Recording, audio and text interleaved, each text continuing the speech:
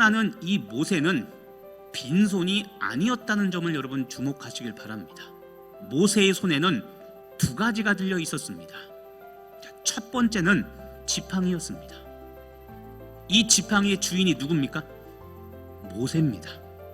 그런데 오늘 하나님이 하나님의 지팡이라고 하고 있죠. 왜 모세의 지팡이라고 하지 않고 하나님의 지팡이라고 했을까요? 모세가 하나님의 지팡이를 손에 잡았습니다. 이것은 어떤 의미냐면 하나님이 모세와 함께 하신다는 증거입니다. 하나님의 말씀에 순종해서 삶의 자리를 떠나 사명의 자리로 갈 때 하나님은 우리와 함께 해주시고 사명을 감당할 힘을 주십니다. 하나님께서 우리에게 능력을 주실 때가 있는데 위로부터 임하는 능력을 주십니다. 또 하나 반대로 아래로부터 임하는 능력, 아래에 있는 것을 가지고 우리에게 주실 때가 있습니다. 하나님의 지팡이라고 불리던 이 모세의 지팡이는 모세가 미디안 광야에서 40년 동안 양을 칠 때 사용하던 그냥 평범한 막대기입니다. 그런데 왜 하나님의 지팡이가 되었습니까?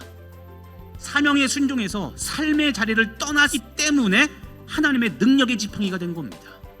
여러분이 하나님의 사명에 순종하면 여러분의 평범한 삶의 도구는 하나님의 능력의 도구로 바뀝니다. 여러분이 하나님의 사명에 순종할 때 여러분의 일상의 소지품들이 있죠. 이것은 하나님의 소유로 바뀌고 하나님의 권능이 나타나게 됩니다.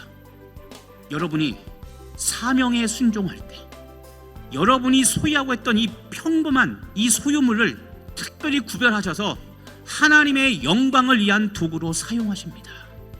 지팡이의 주인인 모세가 바뀌자 지팡이의 본질이 바뀌었습니다.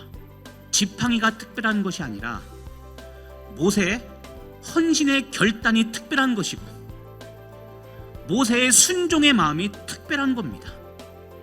주 안에서 헛된 것은 없습니다. 애굽으로 돌아가는 모세의 손에 들려있던 두 번째 것은 무엇이었을까요? 하나님의 말씀이었습니다. 하나님의 말씀은 거듭나기 전의 사람들 입장에서 적개심 또는 반항 또는 불순종을 일으키게 만든다는 것을 기억해야 됩니다. 하나님의 말씀은 사람을 살리기도 하고 죽이기도 하기 때문에 전해야 됩니다. 사명에 순종하고자 한다면 삶의 자리를 떠나 우리가 궁극적으로 해야 될 일이 무엇입니까? 주의 말씀을 전하는 겁니다. 세상의 복음을 전하는 사명은 변했습니까? 변하지 않았습니까? 변하지 않았죠.